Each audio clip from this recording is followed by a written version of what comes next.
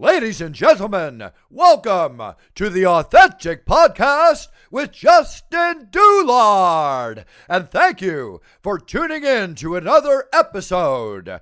It's time!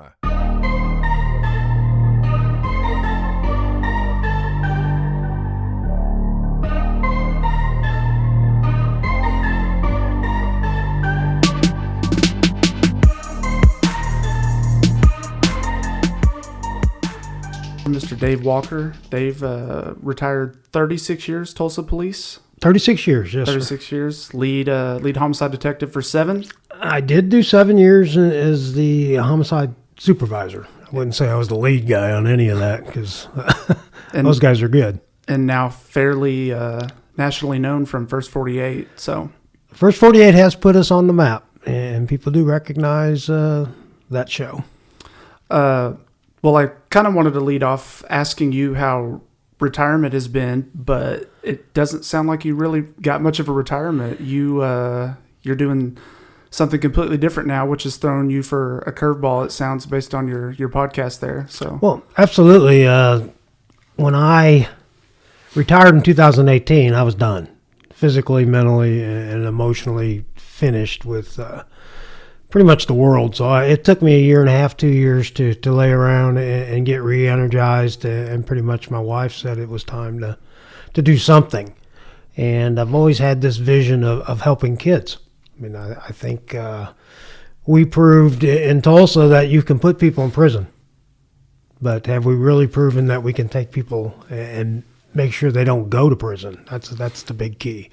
So I'm now working as the Dean of Discipline at a middle school here in the Tulsa Public School System. It was our niece is a principal there, so she needed some help. And the wife said, here's a good fit for you. And I went in there and realized quickly that, I'm not as good as I thought I was because those kids are tough. when did you start that? I started January 23rd of last year. Okay, so you took a couple years off? I did. I took 2 years of just trying to write a book, do the TV thing, save the world that way. And I realized the world is a big place. And there's a lot of people out there trying to do exactly that. And so you have to bite off just a little piece. And your book is live or no? It's in the works. It's not anywhere near written, but I'm still gathering material, as you might say. And the Dean of Discipline is a good part of that. So I'm glad I did it. Anybody can write a book and say, cop book, and how we solve these crimes. And there are a dime a dozen out there now. But it has to be worth something. I mean, it has to be able to help the world, basically, or a little part of it. And that's what I'm trying to do at the moment. And so I'm still gathering. And you are doing what you call me tours, so doing leadership, or is it consulting and speaking, or what does that consist of? Well, ME Tours is... ME Tours. Yeah, is the way I pronounce it, because it's somewhat about me, because that's who I know the best. But it's my tour of life, basically. And as I get older, there's more and more experiences. It's just kind of sad that I have all this experience in the police world and dealing with people. And it's not going anywhere. When I die, it goes away. So if I can't help people with what I've seen and what I've done, then it's all for naught. Trying to pass that on, the knowledge and experience. Yeah, so the ME Tours was just something I framed. It's kind of like the Save the 6-Year-Olds that I framed that too. There's all kinds of phrases out there. I'm not trying to coin any to make it famous. I'm just trying to be authentic, to use your podcast. So that's kind of where ME Tours started. And how is your podcast going? I know you're in the 90s in the episodes, or 70s? Or I don't know how many episodes I got, and I don't know how it's doing. That's just the whole thing of it is it's podcasting for a purpose. And really, since I'm the CEO and the only guy on there, besides Pat, who does the mechanical stuff, Technical stuff, I guess, would be best. But and it's just stories that I tell, and usually, like this latest one was the Memphis problem up there, and what I think about that. So that's where it all comes from, and I don't look at the analytics of it. If you want to listen to it, listen to it. If you don't, turn it off. If you want to write something good, write it, and I don't read it. If you write something bad, I probably don't read that either. So, well, I have listened to, I'd probably say 4 to 5 episodes, and then for your awareness, it has like 194 ratings. So I would say that's pretty good, especially for you've been doing it. It doesn't seem like that long yet. I don't even know what 194 rating means, but basically, like if you were going to go on a Google business or something, and hey, I like this restaurant, I'm going to give it 5 stars. Well, you can do that on Apple Podcasts. And I was, like I said, I've listened to several years, and you've got 194 ratings, and I think they're all 5 stars. So, well, I'm sure there's a few that weren't 5 stars. So, and that's fine. I mean, I think we have to embrace people that are critical of you, and I think that's how we learn. Oddly enough, I'm not like a huge true crime person, but I feel like now is a great time to be in true crime because I feel like there's never been more of it on TV, on the radio, the podcasts. I mean, yours is a little different because you did it and lived it. A lot of people were kind of have this fascination about it. Yeah, I think really what I try to bring is a different perspective to it. I mean, anybody can look at it and say, this is what they did. But I really don't bring across how it feels to get that phone call in the middle of the night and know somebody's dead. And that pretty soon we're going to be knocking on a door. And so that feeling, that emotion that comes with being a homicide guy is immense. I mean, it's really touching. And it wasn't until I retired that I started feeling some of that. I don't know if you want to call it PTSD, but, some of those feelings come up and you say, gosh, you watch it on TV and you say, but I know what he's going through. And not everybody gets to know that. And most of us kind of hide it. I followed the Memphis stuff a little bit. Like I said, I don't tune into that a whole lot, but it's hard not to see that stuff these days. And so I watch the tapes and all that. And I listened to your episode on it. I guess my main question from that is, to my understanding, you're a pretty big advocate for more cameras in society to catch the bad things that happen. So with that said, do you think without police cameras that this would have gone to the wayside? Like this would not be considered a murder? I hate to say that, but it's been proven that without the cameras, cops have killed people and got away with it. So absolutely, I think the cameras being there adds to the case. And it's a shame. It really is. We should be professional enough that we should be able to do it without cameras. The law enforcement profession historically has proven we can't. So we have cameras. And, I think for all of us that are professional are glad of it. It's just it's a dang shame that we have to watch it because that is anything but policing. That was a murder that you saw. This is kind of a pivot question. I try to do some good critical questions and think outside the box. So one of my topics I was going to ask you about that, as they say, there's some bad apples and a majority of these guys are good people. Tulsa, to my understanding, is noted and kind of recognized for all the police force have to have a college degree. Is that correct? That is correct now, yes. Do you think that is a good thing? Do you think that should be required? Do you think that yields better police force as a whole? Obviously, not everyone with a college degree is a great guy or a smart guy, smart woman. But do you think that brings in better patrolmen, better policemen? I think in a perfect world, having a college degree is a great asset. And I think back in the day when Tulsa required it, there was a lot of candidates. So that's how I got on. I mean, they went to University of Central Missouri and they had a little booth, and I said, I'm tired of being drunk and broke, and it was time to get a job, and I came here for 5 years. And just, you find your niche, and I just stuck with it. I don't think you have to have a college degree to be a great cop. Sure. I just don't think that. You learn that on the job. I mean, that's what experience teaches us. So now, I think now if we're only going to run out of people that have college degrees. You think we're going to run out? Well, I think we're looking at that now. Recruiting has to be a different animal, basically. So we're not getting as many people to fill the academy classes that we need for attrition and all that. So we have to start looking outside the box, so to speak.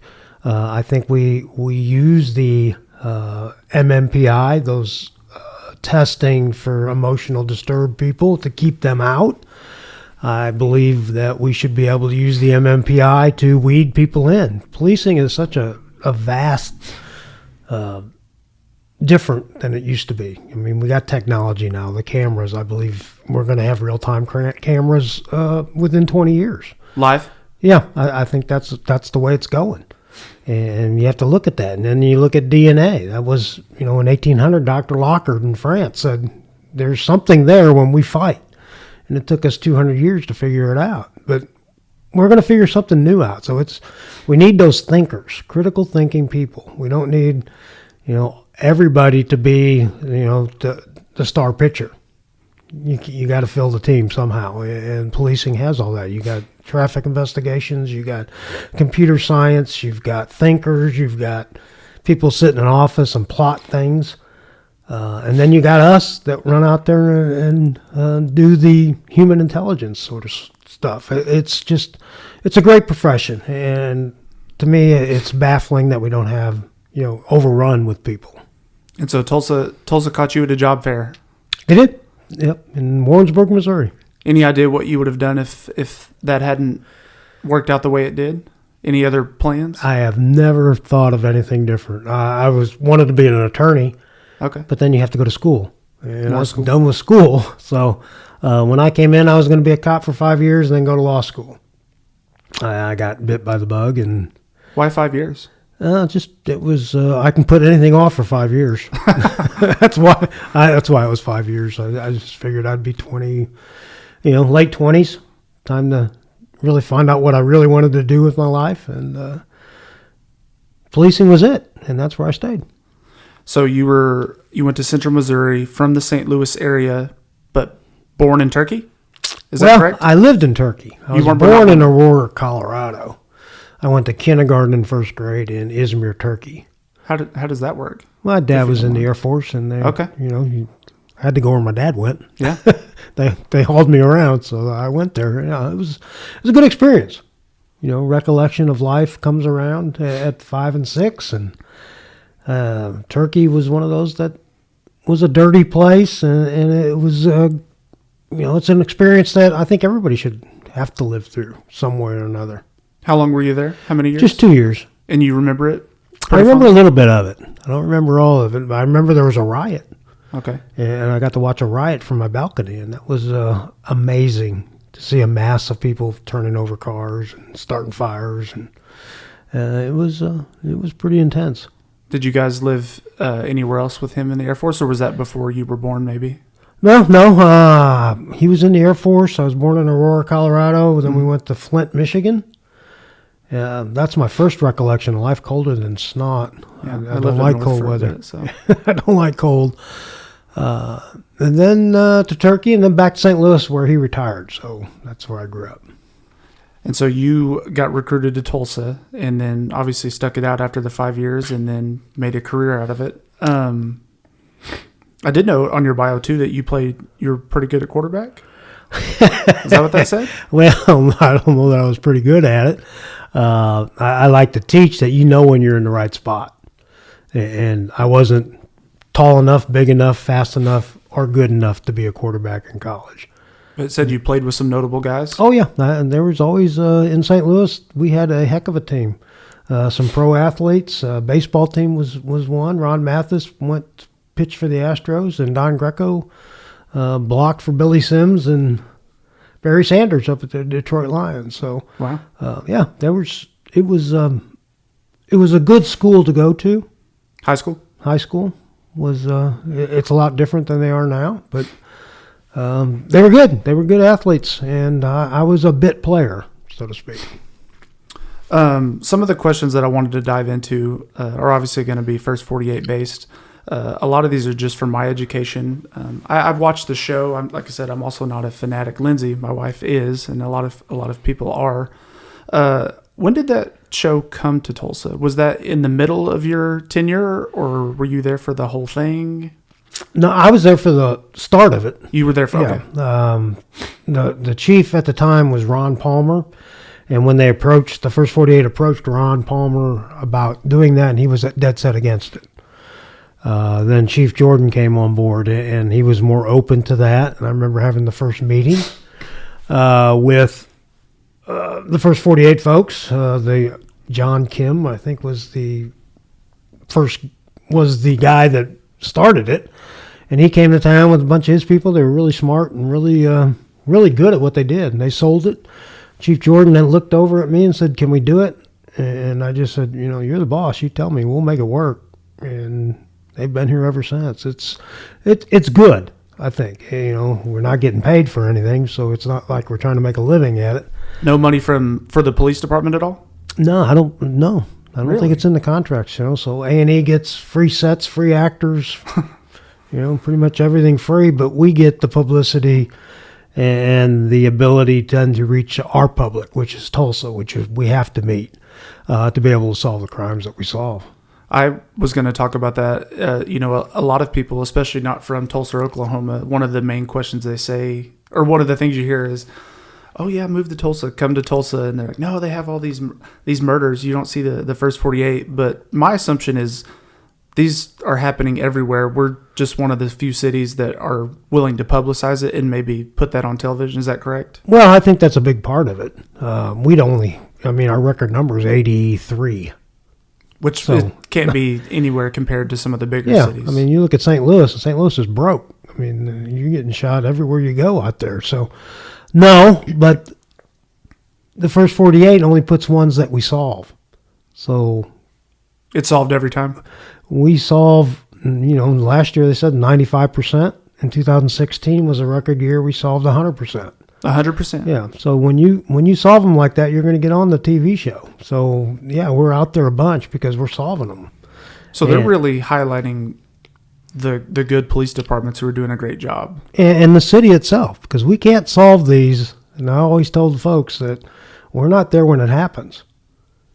So it takes the citizens to tell us what's going on. So once the citizens can see the way we work, the honesty that we put into it, the caring attitude, then they call us. I mean, believe it or not, people will tell when we need it, they tell us. And that's what Tulsa is special. So really, you shouldn't say, don't come to Tulsa because we're on the First 48. You should come to Tulsa because we're on the First 48. Yeah, bad things happen, but we have good people who are helping us get these things knocked out. If it happens, it happens. You need people to solve it. You don't want killers in your house. Yeah, that's what we've proven. Is the slogan or the the saying, the First 48, is that a catchy TV slogan, or is that true that if you don't get a solid lead in 48 hours, your chances diminish substantially? I think that's really true, and that's the way we work it. You can coin the phrase, but we work it as hard as we can for as long as we can till there's nowhere else to go. And so if you don't, then the killer gets a chance to either dispose of evidence, figure out an alibi that is going to be harder for us to break. But if we go out and get a killer right away, we can recover evidence. They haven't thought of anything to talk about. So yeah, you have to get on those killings in a hurry. And if you don't have anything, boy, it becomes really difficult to solve. One of the questions that I yielded for people to kind of tune into after the show, do you guys have any authorization on it being edited or anything filtered out? If you're at discretion to say. Oh yeah, absolutely. Before they put it out there, we review it. We being the homicide guys, the command staff review it, and if they don't like something we said in it, they'll edit that out.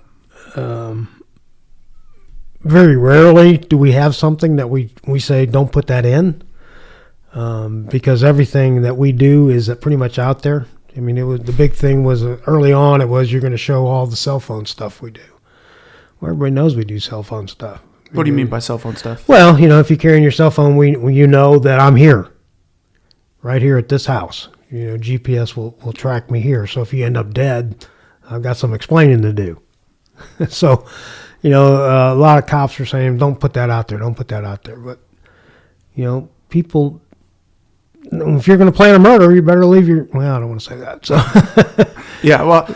But no, I mean, really, we don't really tell them no, but we have that opportunity. There was one of the documentaries I did watch. Like I said, I don't watch a ton of those, but we were living in the area, so I thought it was interesting.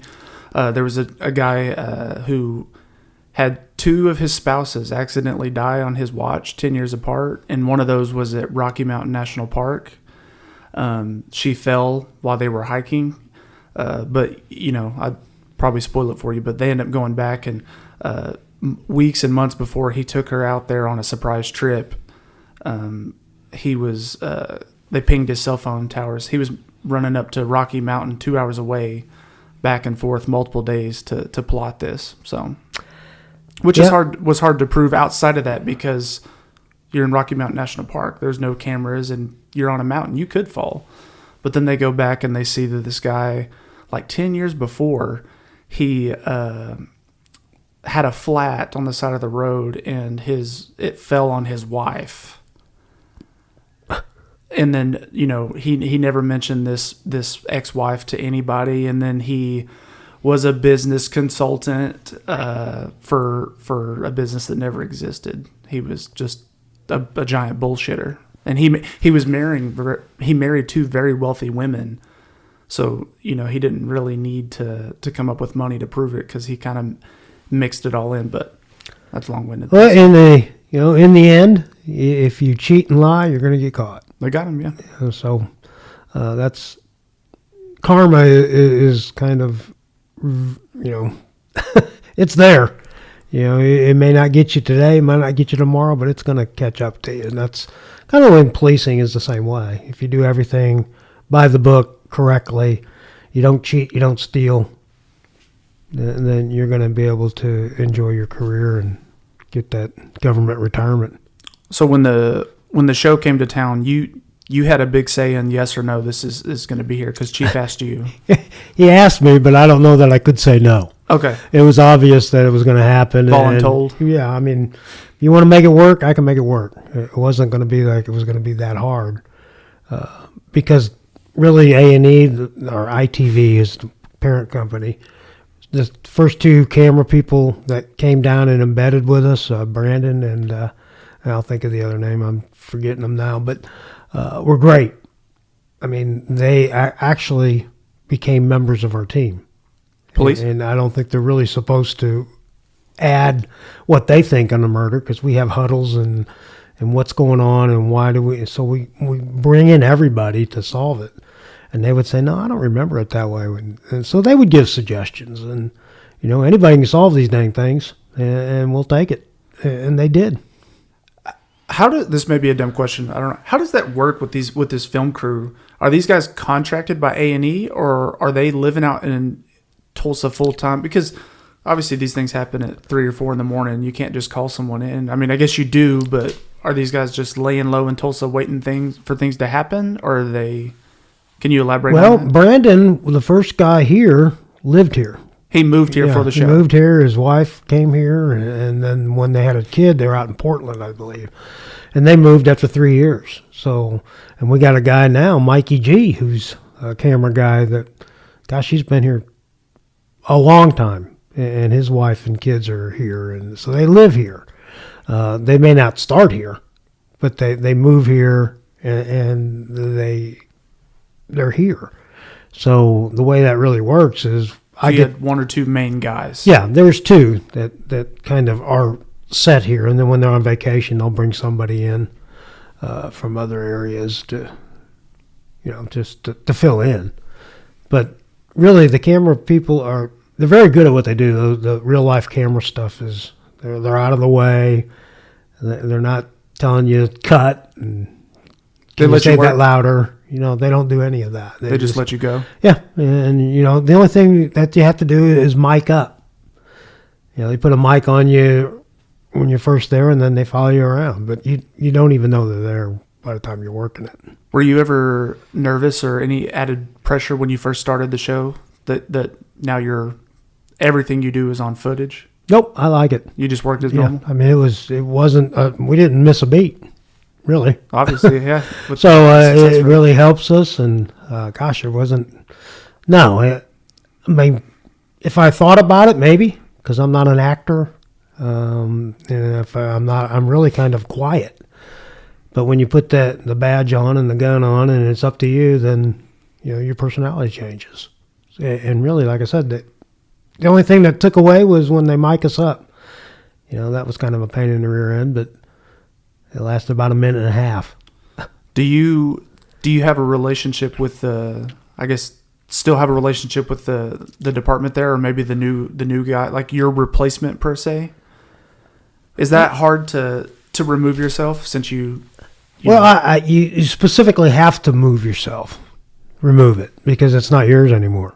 And you don't do any type of... No, they're good enough to carry on. I mean, I knew we were leaving it in good hands. The detectives that were there are top notch. They're great players. They know what they're doing. You just got to stay out of their way. And the way I worked and the way it's Lieutenant now, Watkins works, is two different people. I mean, so he works different than I. I can't go back there and say, well, why are you not doing what I did? Because he's a different guy, and he's solving them. No armchair quarterbacking? No, you can't do that. And I would be uncomfortable doing that. And I know that, the old guy coming in and bringing up stuff and glad-handing people is just, we're there to solve murders, and they're still doing it. I didn't know if that was, kind of difficult for you the day you turned in your badge, and I'm sure you watch the news and you see something to instincts not just to kick in and want to run up there and help, or I also noted that you've said many times that it was definitely your time to go. If you would have waited any longer, it might have been bad for your health. Well, I think what I always said is when I couldn't do 100% to 100% of the cases and give my 100%, then it was time for me to go. In 2016, I started feeling it. So it was 2018 when the numbers started crunching, where it was down. I think we only had 36 for the year. And it was a good time to go. And I was done. I wasn't giving 100%. And I remember walking out in the driveway. Gosh, it was like maybe 3 o'clock in the morning. It was the fifth one that day. Fifth homicide? Oh, yeah, it was brutal, and I just told myself, I can't do this anymore. 5 in one day? Well, yeah, I mean, we had them in 25, Yeah, I mean, it happens. And it does, we're all human. And I think it's really important for us to understand when we can't do what we want to do. When you physically cannot do something, it puts people at risk. And I wasn't going to have my team at risk because I was making dumb choices. So it was time for me to go. And you were noted personally that you've talked about in other people that you were on pretty much 100% of cases unless you were out of town traveling. Yeah, I mean, I went to every one. And I still believe that. I would teach that today, that you have to have somebody that knows something about everything, because what if it connects? What if one murder connects to another and these two teams don't know it? So I believed that, and I lived it. And I created tip sheets so that everybody knew what we knew. So, like I said, the rookie cop working graveyard when I'm asleep can solve a murder. But he can't do it if they don't know what we know. So I think that's why Tulsa's a little bit different. And you probably think Tulsa does a pretty good job of proper training with the patrolmen, because these guys play a huge role in handling things until you guys get there. Absolutely. I think it's a completely team effort, and it can be bogged down at any level. I mean, if the cop on the beat screws up, then it gets bogged down. If the chief of police says we're not doing it because it costs too much money, it gets bogged down.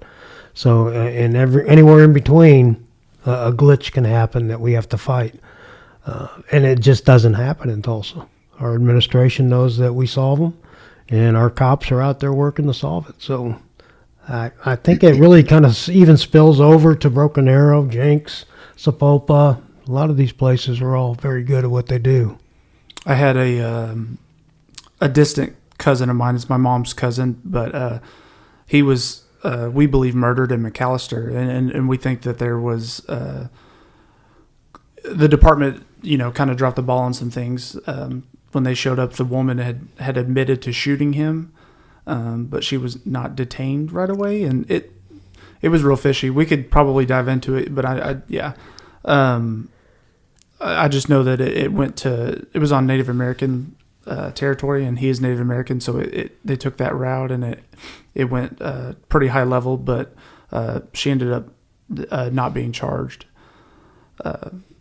But I think a big part of it coming onto it was the patrolmen, and it was in McAllister. They didn't handle things very well when they got there on scene. So yeah, I mean, we have to train them up. We don't. You could obviously say maybe it was self-defense, possibly, but he did die. That he was deceased when they arrived, and yeah, I don't understand, but we do screw up.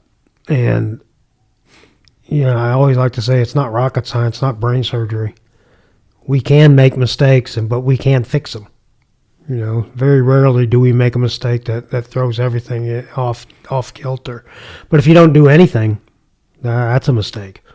And if somebody presents something to you and you don't do anything with that, then I don't know how you can live with yourself, really. I mean, you're remiss in your duty. Our duty is to work to solve the crime. And if it's self-defense, so be it. Another question I had, do you have any regrets from your career? You did 36 years. Anything that you would have gone back and changed, or? Wow. No. I really believe that I lived my career with the idea that I knew where I was supposed to be. I think about, I was on the SWAT team for 10 years, but I was never like Rob Cartner or Bob Cotton or Rick Weigel, those guys that were SWAT guys. I was just a bit player. And I wasn't a great shot. So I knew I wasn't going to be that SWAT guy, but I was, a teammate, and I did everything I could. So I don't really regret not going that route. But I knew deep down it's kind of like being a quarterback. I knew I wasn't going to be a quarterback, so I went on to somewhere else. Eventually, if you just do the best you can wherever you're at, it will find yourself. I mean, karma does find yourself. And, I was undercover for 10 years too, and I knew I wasn't any good at that.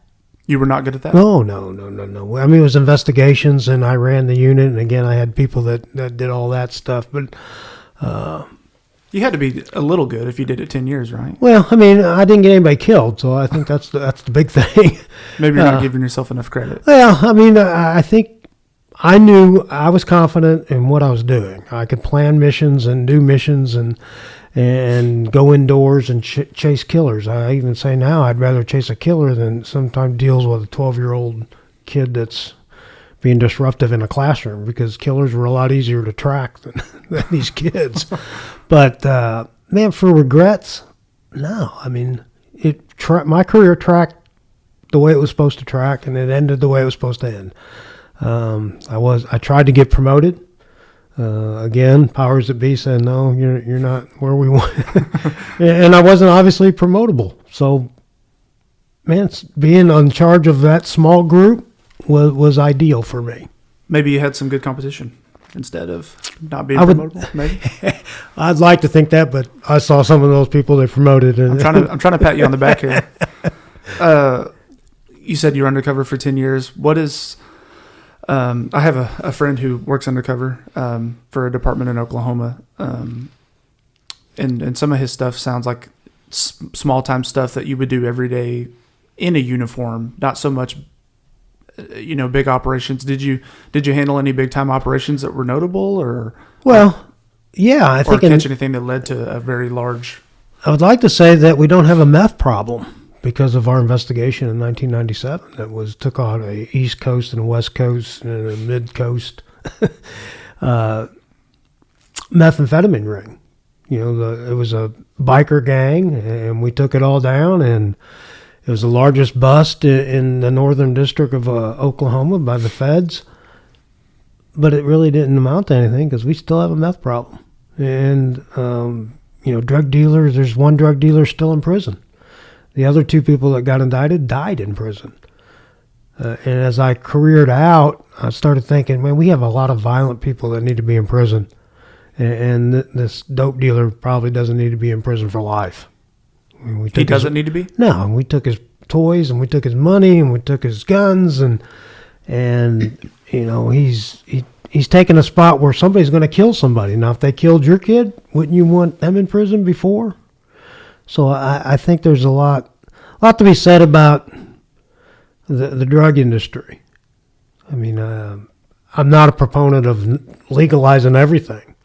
But I think a life sentence for a drug dealer is kind of steep when we've got people pulling guns on folks and stealing their cars and killing kids. And they're not only going to jail for 30 years. So I think, we can look at that a little differently. What would you recommend for that gentleman? You said not life, so what would that look like for you? Ideal scenario. I think 20 years was plenty. And you think he comes out and things are okay? I don't know that he's going to come out and set the world on fire, but I don't think he wasn't going to kill anybody that day that we took him down, and I don't think he's going to kill anybody. For the most part, he was a good guy.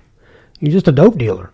He made his money illegally, and that dope does affect kids because they use it. So, you can say that he was not a great guy, but I'm going to tell you when I ran into 13-year-old kids with guns and they got 5 years, man, my goal was to put them away until I retired, and that didn't always happen. So I'm not a proponent of drugs at all, and there has to be a penalty.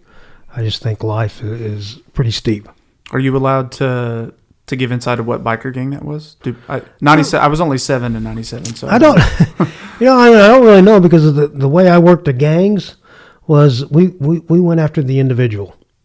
If you were part of whatever gang, the Mongols or the Rogues, and I don't know I can't remember the gang that they were, but they did ride motorcycles and they were a 1%er, but I don't know the name because we went after the people.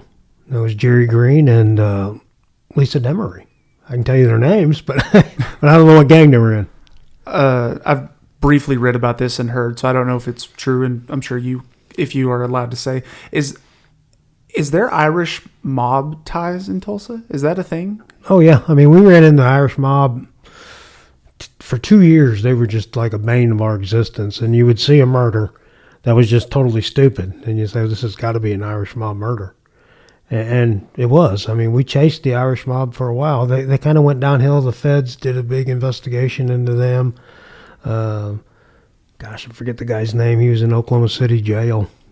He was in the Department of Corrections, and he was running things from there. And they took that down, and ever since then, they've kind of gone away. But, yeah, the Irish mob were here for a while. If you remember Madison Dixon, Seven, I forget her name, but her name was Seven, nickname. The women in the Irish mob were a lot more dangerous than the men. Really? Yeah, absolutely. They were just mean. And you think they're primarily gone, or? I don't think they're gone by any stretch of imagination. No, the Irish mob are still here. I just don't think they're as active shooting people and trying to be that mobster gang that they once were. I'd like to say it was because of us, but I think it's just they attrition out. Either they kill or they're in prison, one of the two. What would you say are some of the bigger prevalent gangs in the Tulsa or maybe even Oklahoma area that? Well, are there any that you can pinpoint that are probably your bigger issues? Well, I think the Crips are the gang that is pretty dangerous. They seem to have no real remorse about doing anything. And the Bloods are the rival gang there. And then we got the Hispanic gangs. We got the Latin Kings and the Serranos and the MS-13s and, all kinds of. Then you got the Irish Mob and United Aryan Brotherhood. We have MS-13 in Oklahoma or in Tulsa? They're not prevalent, but yeah, they're here. And again, like I said, Sean Larkin was the gang guy, Sticks. Yep. I listened to y'all's episode. I've listened to it before, but I re-listened to it a couple nights ago.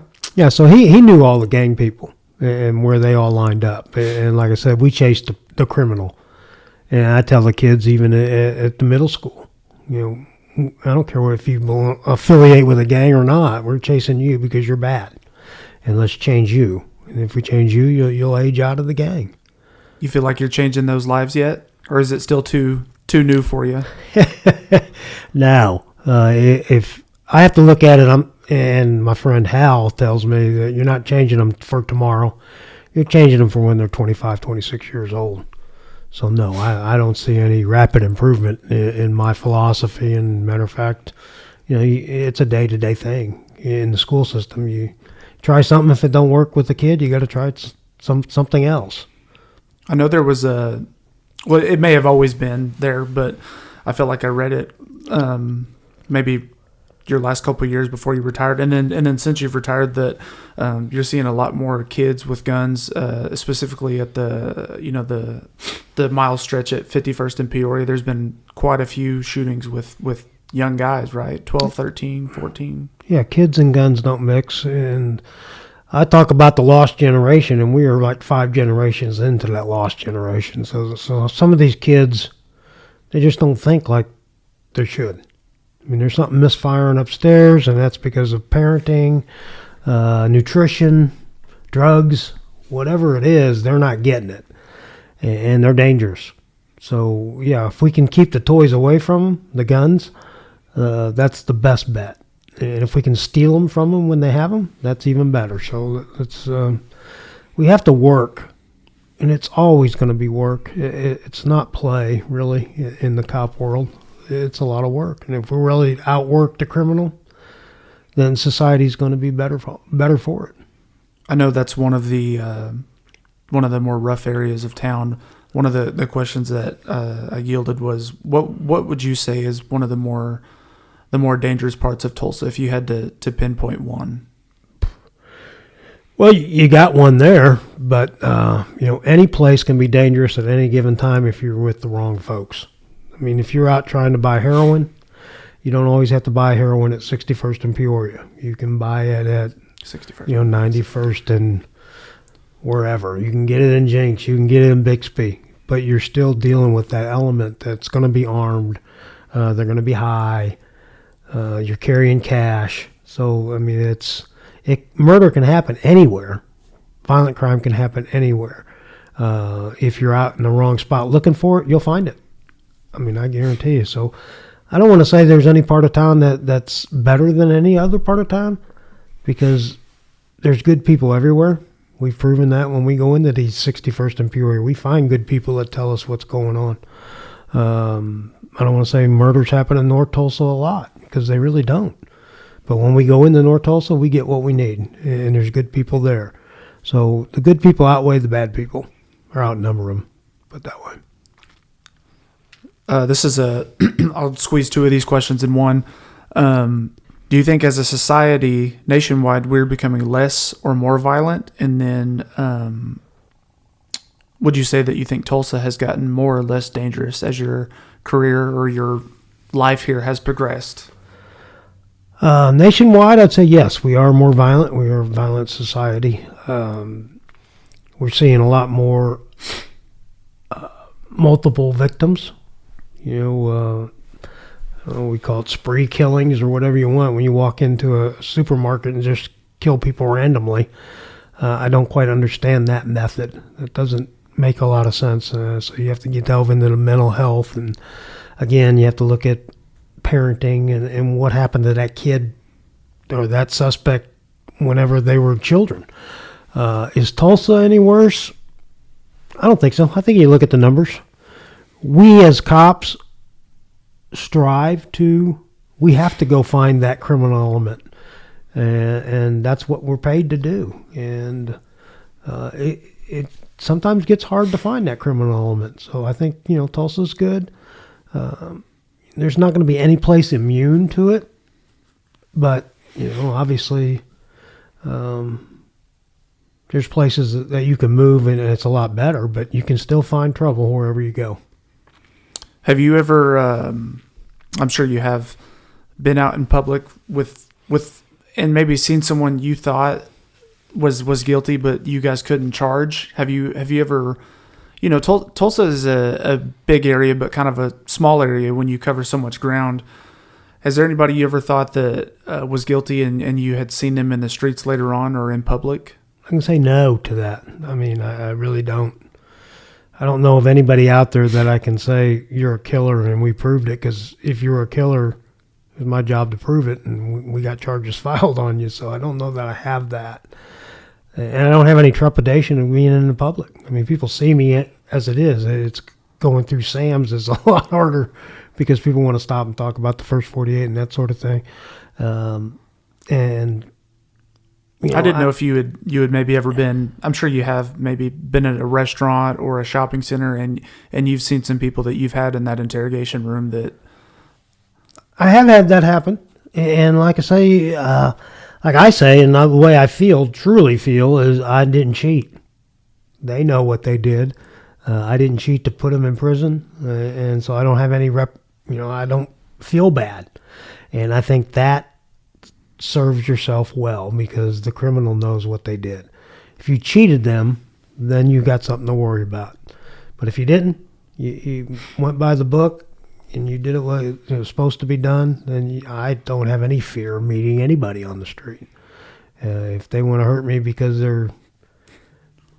I put them in prison, that's on them. They'll have a fight on their hands, but it's on them.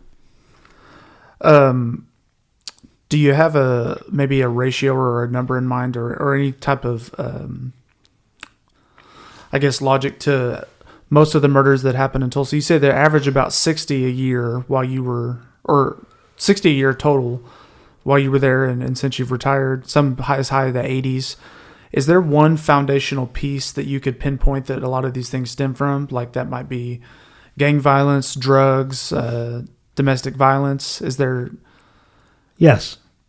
I always say there's 4 reasons why people end up dead here in Tulsa anyway, 95% of the time. It's money, sex, drugs, or a vendetta. Very rare. Well, domestic violence type stuff. You're messing with my wife, I'm going to kill you. You've messed, yeah, that happens. Obviously money, robbery, marijuana. The business is a cash business, so we see murders in that way. Vendetta, we see the gang killings. So I think that covers them all. Money, sex, drugs, and vendettas. That's the 4 things I say you're going to end up dead doing. I mean, if you're out looking for heroin and you end up dead, then you shouldn't be doing that. So those are the 4 things. I don't think I haven't really broke it down and say, I just never really cared that much about what you were doing. I cared that you were dead, and that's the big thing. This will probably be the last one I'll drill you with all these questions. I'm like I said, I asked for people to send these, so it creates engagement on the episode. Do you have any cases, or maybe one specific case that something that has maybe sticks out to you as one of your worst ones? After seeing so many, well, worst as far ones that haunt you, maybe. None of the stuff really kind of bothers me, but what bothers me is the one Crystal Welch case. We spent a lot of time, a lot of hours, going a lot of different ways, and we didn't make a dent. Can you give us a quick spin on that? Well, Crystal Welch was a meth user, meth dealer, lived in kind of a rundown place. It was, not a very nice place to live. No heating. She ended up dying, and they bludgeoned her to death. They, or whoever did it, and then set the house on fire. So seeing somebody's dead of a fire is gross. I mean, but again, you're trying to solve it, so my mind goes away from what I'm actually looking at, trying to figure out what that was. And I think we messed up a little bit on that, and maybe let the prime suspect know we were on to that prime suspect before we went and laid hands on them, so they got to prepare.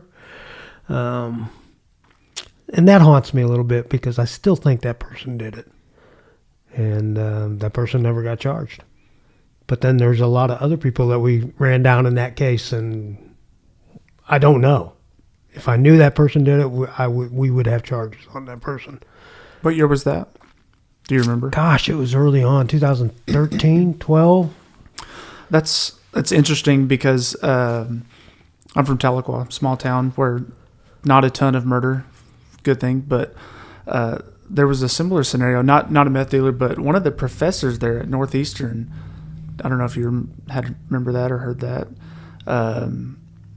Was on that Plenty of Fish, or I think so. Yeah, dating app. Yeah, but the guy came from Tulsa, and I had friends that was their professor, and yeah, I guess something went wrong, and similar story. He ended up murdering her, and then tried to set the house on fire, which is extremely rare in Tahlequah.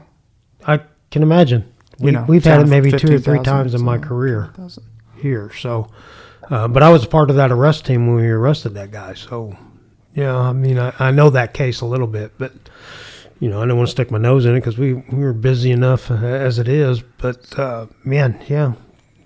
So those type of things thwarted us a little bit, but yet, like I said, we made a mistake in that case, and it will haunt me forever that because of that mistake, I can never say truly that he didn't do it. And so until I can say that, then he did do it. So we just got to figure out a way to solve it. Well, Dave, I'm done grilling on some of those questions, and I'm not going to pretend like I know baseball, but I know you do. So I do have some baseball questions for you. If you could have the perfect infield lineup for baseball, what athletes would you have for the infield only? Wow, like the pros? Whew. I believe that's the pros, yeah. Yeah, I mean, the first baseman has to be Goldschmidt now. I mean, we're talking about right now. And a lot of them are going to be Cardinals. Arenado at third base. I think we can do a lot better up the middle. So there's probably, a second baseman and shortstop out there that, Swanson probably went to the Cubs in your life like that. But second baseman, I really don't know that much. But I think Acuna in the outfield is an athlete. So you really get strong up the middle. Catcher, I wouldn't bring Molina back just because he's old. But I think we did well with Contreras.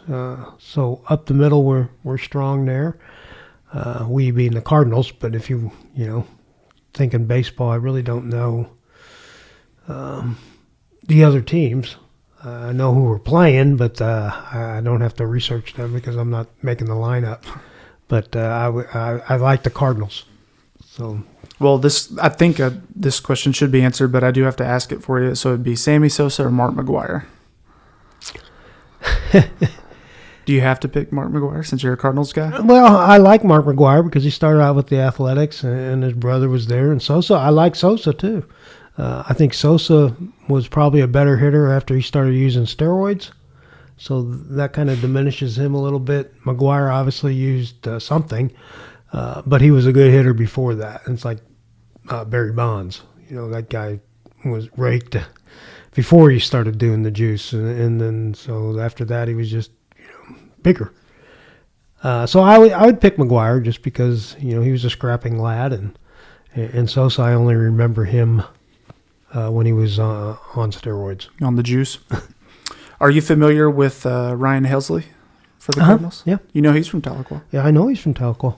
Yeah, he throws the ball kind of fast. Yeah, I think he had the third highest pitch ever. Yeah, just hope they don't blow his arm out because we absolutely need him. We need him. We need him for 5 more years. So whatever you can do to keep him healthy. Sure. Yeah, he went to Northeastern, and I did not know him, but several mutual friends, and my brother actually knows him. So it's a pretty cool story. I don't think outside of him. I think he's the biggest athlete to come from Northeastern, especially baseball, to my understanding. Yeah, it might surprise you that I really don't know a lot of the history of it. I just love the game. I think the way the game is taught to young kids gets their mind working, and a lot of life goes through baseball. Yeah, we didn't. Like I said, I listened to probably half a dozen of your episodes, and I know a lot of what you talk about with kids, and then really how you ran your department. You always reference that you try to run things like a baseball team, and then you mentioned that you're trying to make a lot of positive change via kids through baseball. I think that's a good outlet for them, and is that correct? I absolutely do think that, and I did run my team like it was a minor league team because you can't be tired. And you can have the stud athlete, and we did. I mean, we had the Sheriff Regalado was on when I first started Homicide, and Jeff Felton. And those guys were really good, but they got overworked. So, you need to bring all your team up and bring in the Matt Fraziers and the Chase Calhouns, the young guys. And the only way they're going to get experience is to put them out there. It's like a starting pitcher. You can't throw them every day. So you have to have rest. And so that's how our team really worked. And then we had a lineup up on the board. You knew when you were up and when you weren't. So, don't go get drunk the night before because you're going to get hammered. I like baseball. And I think playing catch is a good release for kids. Now that we talk about, you don't have to be perfect. But you got to get your mind off of the troubles you're at and playing catch. If you don't catch the ball, you're going to get hit with it. So I see the kids when I play catch with them now at the schoolyard. They have to think. And they're thinking about catching the ball, they're going to get hit with it. So they're not thinking about, whatever they're doing at home or their schoolwork or, whatever problems they have. They're thinking about playing catch. And that's really special because that you can see just their level of stress diminish. And it's not so much that they're going to play baseball in college, it's that they're playing baseball right now. And that's the big thing. Yeah, I have quite a few buddies who are football coaches. I think some of them coach baseball too, but a lot of times now that they are coaches and not in high school, the team may not need that kid as much as the kid needs the team. That's something they say a lot, and that's pretty cool. It is really good that we've got coaches that think like that now, and that caring attitude is what's going to carry us through. Generations. Yeah, like they referenced that a kid as you said, may not be perfect or may not be a starter, but that team might be his only peaceful time or his outlet or, like you said, his break from stress. Right. We don't know what's going on in the homes. We just know what's going on when we see the kid, and the kid's acting out at 12 or 13. They're not mean or evil.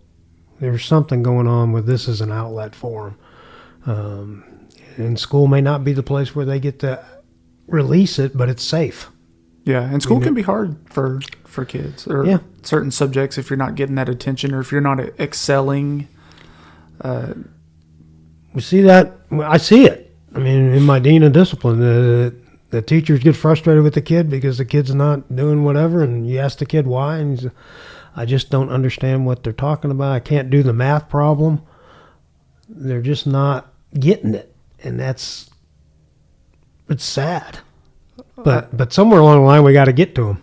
Yeah, I noticed in one of your episodes you said that your respect for teachers has just gone through the roof since you got in the school system, and you don't know how they do it. And I don't know how they do it. I don't either. I mean, I really think that part of the training for cops need to be sit in the school and try to de-escalate that mess because they are great. I mean, the teachers are real heroes, and they know a lot about whatever they're talking about. And I always tell the kids that end up sitting in the chair next to me that you're not learning anything here. I mean, so you're missing this opportunity because Miss Butler or Miss Wynn upstairs, they know everything that's going on, and you need to be there, not here. Well, Dave, we're right about at our time mark that we wanted, and I appreciate your time. I know you've got some Saturday activities to tend to, so if you want to plug anything before you go about your podcast or your book or your ME tours before I let you go. Well, but the only thing I can say is I'm on Facebook at ME Tours. I write about what I think, and I'm not trying to make any money off of this, so it is what I think. And people like you that bring this out is neat because I've listened to yours. You've got a lot of great guests, and again, I think that's a credit to you that you can bring people in that talk about other things than just what I know. So, man, if you need me, reach out to me, and I'm willing to help when I can. Yeah, if you can put in a good word and see if Sticks would ever want to come on. I know he's kind of hard to get a hold of. He's a popular guy. So if you bring a bottle of bourbon, I bet you he'll show up. I can find one. I don't know. I follow his stuff, and he, he's got some good connections, so he's drinking good stuff. Well, bring some old tub in. Oh yes, I saw that. Yeah. No, but thank you. Yeah, and I did want to commend you on your podcast. Hosting that solo is I think that's so hard, and you seem so natural at it. But doing a solo episode is something I could never do. I have to have someone to talk to. But anyways, you do a great job at it, and I don't think that's easy. So you may, but I don't. Well, I appreciate it. Thank you. Yeah, and I will link your show on the podcast so people can go find you and listen, man. Well, cool. And I'll give you a little bust on the next one. Yeah, thank you, Dave. I really appreciate it. Thank you.